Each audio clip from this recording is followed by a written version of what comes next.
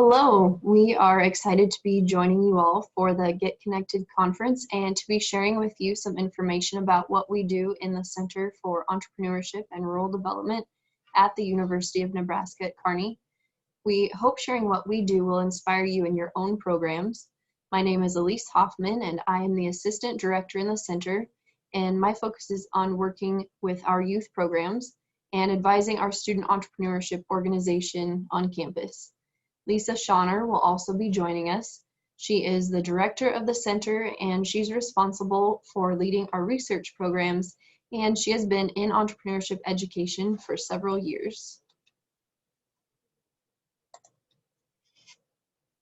The mission of the Center for Entrepreneurship and Rural Development is to promote strong and sustained business growth by fostering creative entrepreneurial initiatives in central Nebraska and to establish a competitive economic edge through applied academic research and community outreach.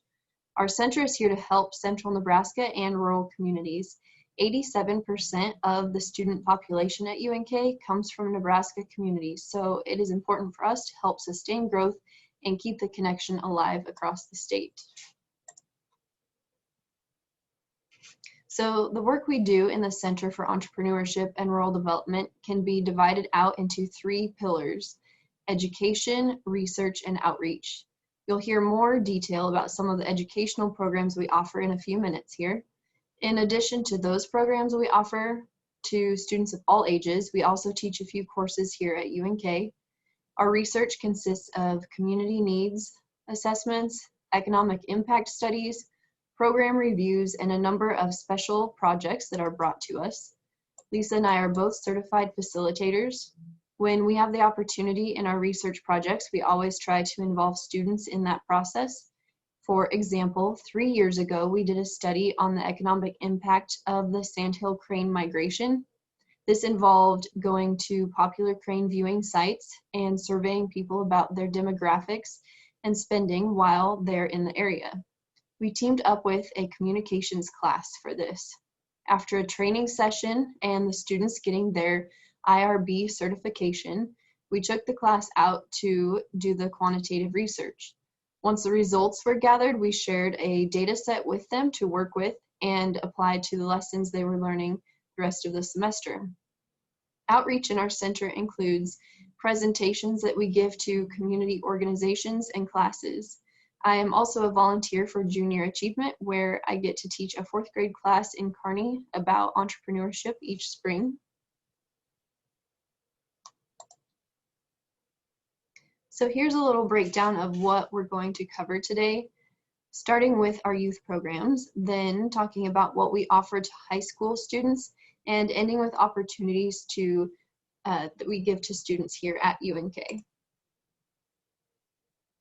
Here we are at youth programs. This is a part of the job I really love and look forward to. Each summer we put on entrepreneurship camps for students in Kearney and the surrounding area. The lemonade stand program is offered to elementary age students. I go to KCLC, which stands for Kearney Community Learning Center, and reach about 50 students with the lessons there. I also put on an evening workshop for any students who want to take part in the program who are not involved in KCLC. The students learn about creating a theme for their lemonade stand, selecting a charity that has meaning to them, marketing their business, counting money, profit and loss, food safety, and customer service. Hands-on activities are included, and the kids seem to have a lot of fun. After they learn these lessons, the students have the opportunity to set up and sell at the Kearney Night Market, which is held in downtown Kearney on Thursday evenings in the summer. It is fun to see the students get creative with their themes and additional items they choose to sell. Last year, there was a stand that sold purple unicorn lemonade and pretzel sticks that were dipped in chocolate and sprinkles, and those were, of course, called unicorn horns. A portion of their profit is given to a charity of their choice. One student gave all of his profit to the Kearney Police Department, and he had a news crew interview him. The next camp we put on is called Biz Kids. In this camp, students learn similar lessons at a more advanced level and instead of a lemonade stand, they make their own products or services. This pushes students to think about what they are passionate about. One student 2 summers ago made bath bombs and had so much fun at the market, she had to hire a friend to help her keep up with the demand in production. Her sales were skyrocketing and she couldn't even keep up. So the next summer, that student joined the camp again and built on her own idea by giving her products a space theme with planet names for each bath bomb. And the employee she hired also joined the camp and started her own business.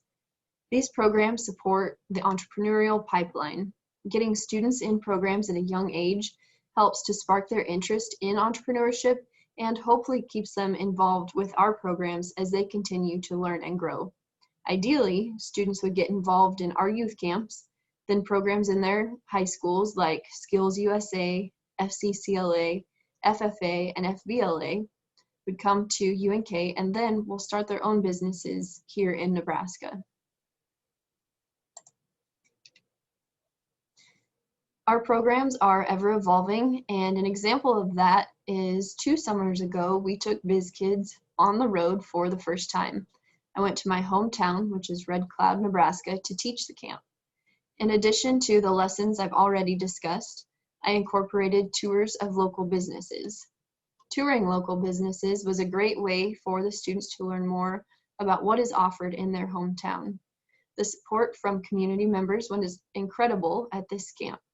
The students were pleasantly surprised when so many community members came to see their businesses and buy their products at the market that was held on a Monday around the noon hour. New Venture Adventure is a legacy project of the Entrepreneurship student organization we advise here on the UNK campus. This upcoming year will be the 15th year of the event. To start, the entrepreneurship group on campus is called Collegiate Entrepreneurs Organization, also known as CEO. The students in CEO reach out to high school instructors across the state to promote the event. Approximately 120 students from 12 different schools take part in the day. Those students are then split up into groups that are made up of students from different schools. Each team has a specific color of t-shirt and is led by a UNK CEO student. The day is kicked off with a keynote speaker to inspire the students and to spark some entrepreneurial thinking for the day. Then the groups get to work. They are part of either service, retail, or manufacturing, and they come up with their own business ideas.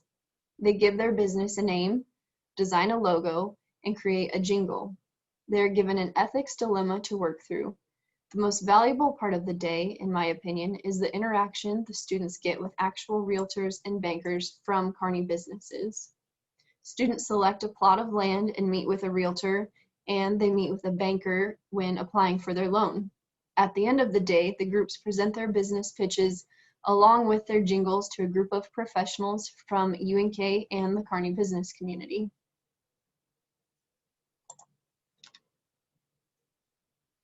The next, and what I consider to possibly be the most popular program, is New Venture Adventure on the Road. This event came to be when we were contacted by a school that was not able to attend New Venture Adventure that is always held on campus. They asked if we would be able to take a group of college students to their business discovery day.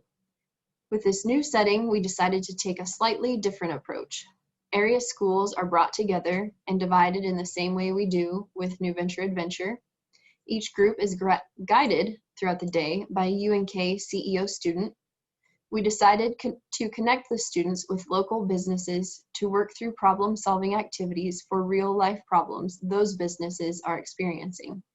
We have found this approach to be impactful and successful, and it connects to our mission of creating connections between students and their communities.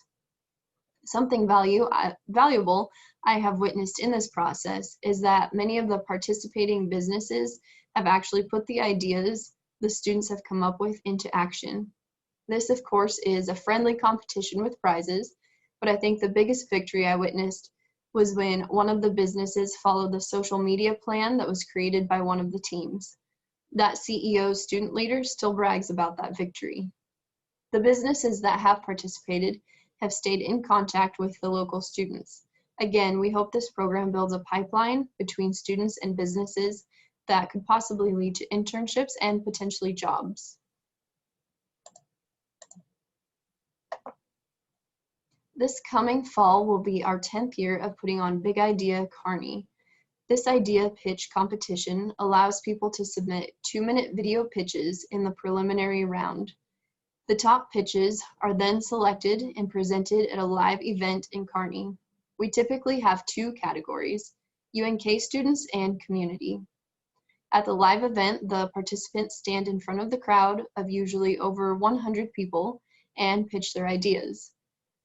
The judges narrow the pitches down to the top 5, and then the audience votes, so popular vote decides the prize winners, who get $1,000 for first place, $500 for second, and $250 for third. It is also a great night for networking, and many contestants gain a lot from connecting with local people who are willing to share resources and support their businesses. With the current global pandemic, we have decided to hold a virtual idea competition for UNK students only this fall, and we plan to have our live in-person event that also includes community members in the spring of 2021. A few years ago, we had a special category for high school students. We had quite a bit of interest in this, but our live event is held on a Wednesday evening, and it was difficult for high school students to travel to Kearney on a weeknight. We had students from Sutton and another group that traveled all the way from Dorchester. We were so glad to have them involved, but this got our wheels turning about how we could accommodate those students better. This is what brought to life our next program.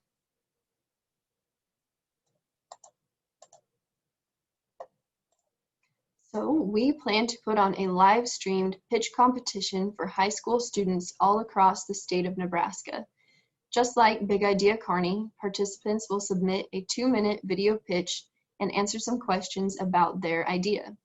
After the preliminary round of judging, the top 10 pitches will be selected, and then through a webinar, the top contestants will pitch their ideas live.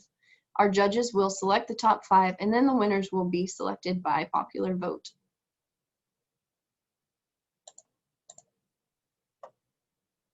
I've mentioned CEO and their new venture adventure projects.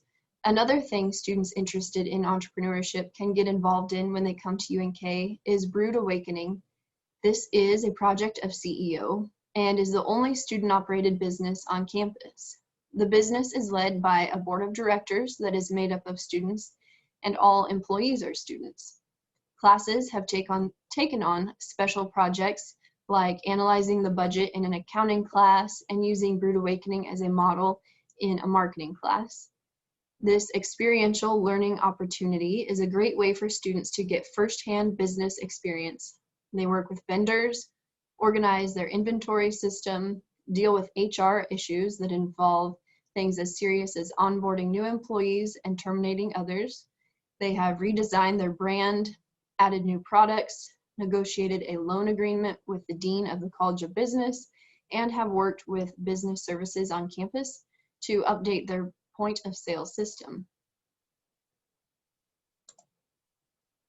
A few other programs I briefly want to mention that are available to students at UNK are the Interdisciplinary Entrepreneurship Academy, also called IDEA, which is made up of faculty, fellows, and students who work together on research projects related to entrepreneurship in their field. Loper Links is a site that has been created to help students build their portfolio and make money by lending their skills to small businesses looking for professional services at an affordable cost to get them started. Students who utilize this have skills like web design, copywriting, and videography, just to name a few. The CBT, or College of Business and Technology, Living Learning Community is a dorm floor that is inclusive of all business students. They have a significant scholarship established for this, and the students will take a class together.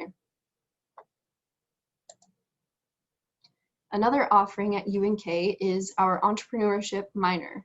Lisa will talk about this now.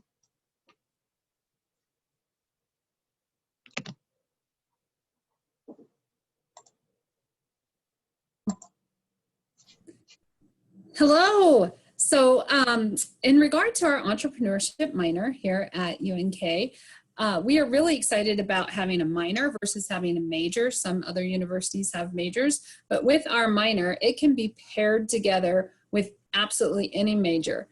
So we really are tapping into those students who maybe are chemistry students or music students, and they someday would like to pursue that as their, their own business.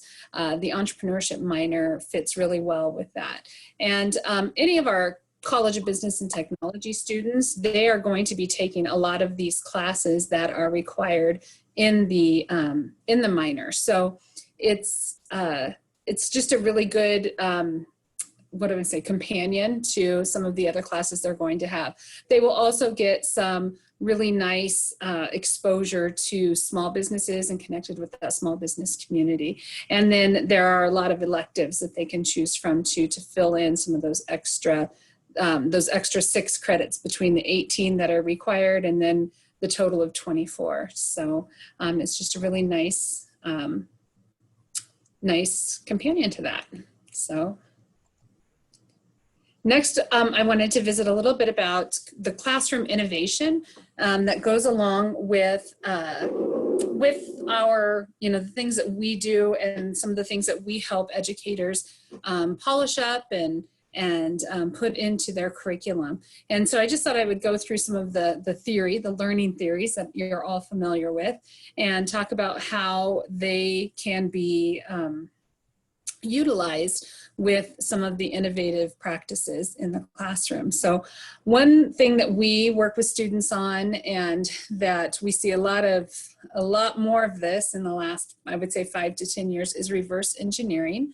And so some ways that you can bring this to your students and bring this into your classroom is to have students examine something that already exists out there, whether it's equipment or a product or even a service, and let them kind of find out how it originated, and then also talk about how it came to be. And so even having them draw out the plans, we've all talked about, like the kid that likes to take the toaster apart or take the computer apart, actually have them, go back to the origination of that and kind of draw out how it iterated and prototyped until it became the product that it is. And by doing this, you tap into design thinking, schema theory, having people look in a very visual way about the creation of different products and services, and also constructivism. So how are things constructed? Why are they constructed that way? And what is, kind of that dependency relationship? So one element is dependent upon another element, and how they build upon each other to get to the end result.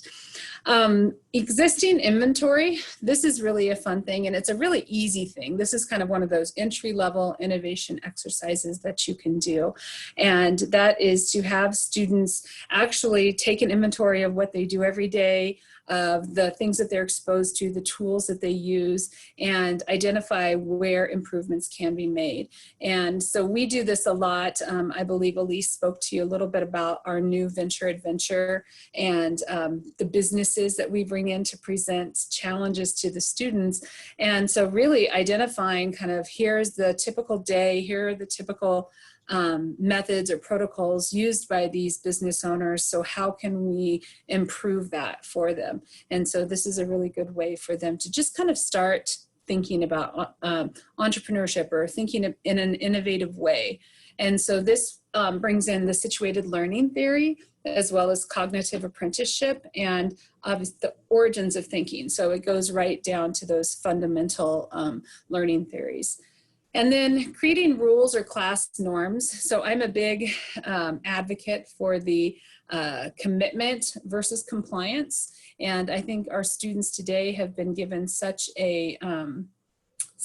they've been raised in an environment where their feelings are really considered when it comes to developing different rules and regulations and how something is going to be built. And so when we start thinking about how is a class held, how do we go about doing things, involving them in that process and allowing them to justify the way they see it should be done, really gives them kind of a gives them agency in that situation. And this generation appreciates that, and they also thrive in that environment. So then this brings in the theory of mindful learning, because they have to not only think about themselves in that situation, but they are, you know, hopefully thinking about the other people, their peers, their classmates, the other instructors. If they are collaborating with other classes, they kind of have to think in a mindful way. And it also socializes them with one another. And the emotional intelligence, that buzz phrase that we have, this creating rules and class norms and considering other people in those situations really helps with the theory of, or helps support the theory of emotional intelligence. And then solving existing challenges, coming back kind of to that whole new venture adventure. And, you know, even classes that we have here at UNK, a lot of the instructors reach out to us asking if there are businesses that they can connect to, or how those students can get involved. We have something happening here this week. We're kind of reimagining and revisioning our student operated business here in the College of Business and Technology. And so that's a challenge that we're faced, and we actually have students on that revisioning team. And so allowing them to really take a look at those real world problems and learning, you know, what is keeping us from succeeding, and how can we remove that barrier? Or if that barrier is removed, how can we move forward? And then sometimes that barrier isn't quite as big as we thought that it was.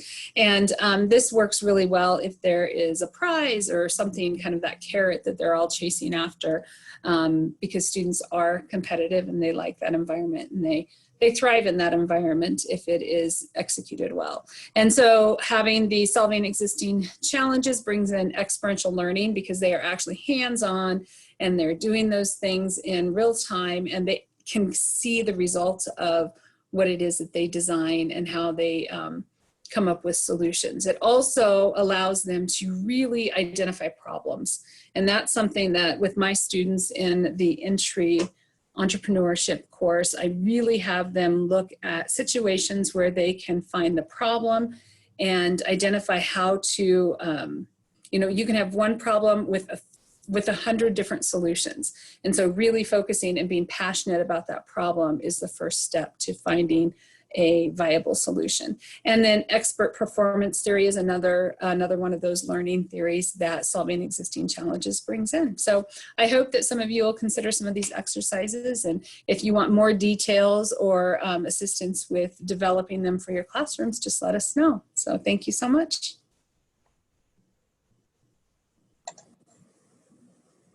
Thank you, Lisa. So now let's take a little break and be creative ourselves.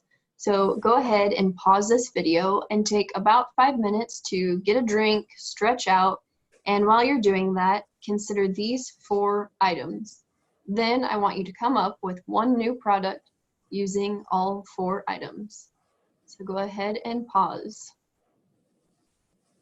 And now that you've come back, since we are in person, we can't share our ideas with each other, but I hope this helped you to tap into your own creativity. Some ideas we've heard from participants in the past are a balloon buddy. A face was drawn on the balloon, and the other items were used to dress the balloon to make it look like a person, to keep people who feel lonely, give them some company. The pieces were used to create a mask. A game was created where the balloon was filled with air and then slowly released through the straw, and the students saw how far the items would travel. So I would love to hear what you all came up with, but I'm sure they were clever, and you're always welcome to send me an email if you want to share. So let's do one more activity together. Here we have a lawn chair. This is an existing item, but I want you to think of a problem you typically experience with this style of chair and then come up with a solution to that problem. So go ahead and pause the video and take a few minutes to think about what problem you're trying to solve, who your target customer is, how you will sell the product, and then go ahead and draw a sketch of what that new product will look like. So go ahead and pause. And now, if you have come back, Again, we can't share our ideas with each other on this virtual format that isn't live, but here are some examples we've seen in the past. One student made telescoping legs in order to adjust the length so it would sit level on a hill. One student added an umbrella to the back, and another student made changes to the bag it comes in that are always so difficult to put the chair back into. I have noticed each time we ask the students to do activities like this, they get more and more creative each time. And it just kind of spurs their problem solution thinking, and they come up with more items throughout the day that they want to improve themselves. So at this point, I would like it to open it up to receive questions from you.